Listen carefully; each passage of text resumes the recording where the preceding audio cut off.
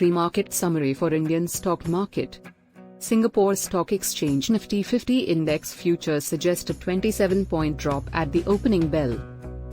After Wall Street's overnight gain cooled, Asian equities fell Thursday. U.S. equities closed down on Wednesday as Fed minutes showed policymakers may be less aggressive when raising rates in September.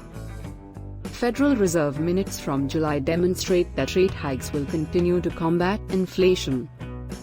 With inflation substantially over the committee's aim, participants considered a restrictive policy was needed to meet the committee's statutory mission to promote maximum employment and price stability, the minutes said. Wednesday saw excellent increases in domestic equities. The upswing was underpinned by soft inflation, falling commodity prices, and fee buying. S&P, BSE Sensex rose 417.92 points, 0.70% to 60,260.13. The Nifty 50 rose 119 points, 0.67% to 17,944.25.